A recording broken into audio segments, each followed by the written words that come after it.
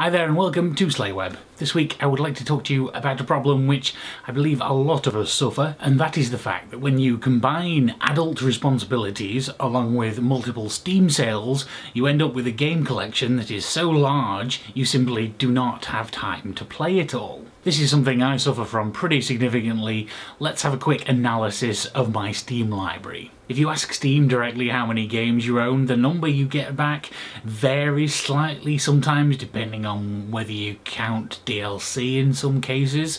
So I decided I would do a manual count. That gave me the total of 406 games currently in my Steam library. Of those, 18 or 4.4% I consider to be favourites. They stay installed all the time and there are things I can go back to multiple times, or multiplayer games I play regularly and things like that. They get special status and are always installed on my computer, which includes things like City Skylines or Civilization, stuff that's repeatable or not ending. But after that is the big one. There are 206 games, or 50.7%, which I have never played and are waiting for me to play. A handful of those are installed, and I guess I would say I was currently playing those in some cases, but none of them I have completely finished with. So some major things still waiting in my to play list. I haven't played any of the Assassin's Creed series, BioShock, any of the Far Cry's, or even Half-Life 2. They're all still waiting for me to get around to playing them. Then we've got a slightly smaller extension to the waiting to play list, things which I'm calling replays. There are currently 33 of these, or 8.1%, but these are generally games that I have played once long in the past before Steam existed, but have rebought since Steam became a thing with the intention of replaying them again, but haven't done so yet.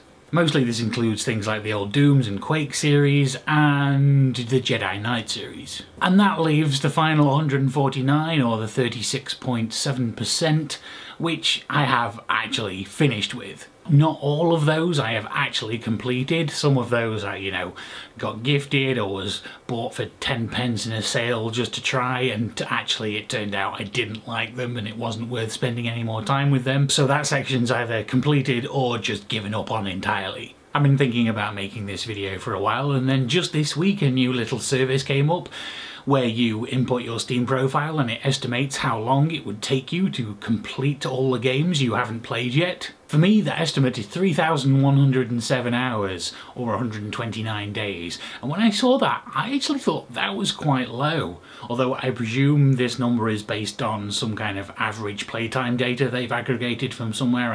I never actually looked into the exact criteria. But even so, the problem is if you keep buying new games while you're doing that, it's a never-ending thing that you're all forever chasing. So to combat this year I have been purposely trying to complete games while at the same time not buying any new ones. Now we've already had a Steam Summer Sale and I failed to not buy nothing, but I was more sensible than I have been in the past. And at this point, over halfway through the year, I have completed and got a few things off the list, but I wouldn't say I'd made a significant dent on the backlog.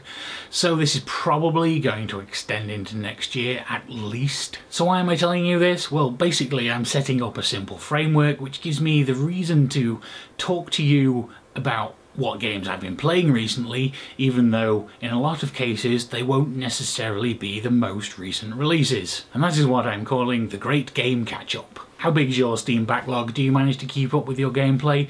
Tell me about it in the comments down below. Thank you very much for watching, and I will see you next time.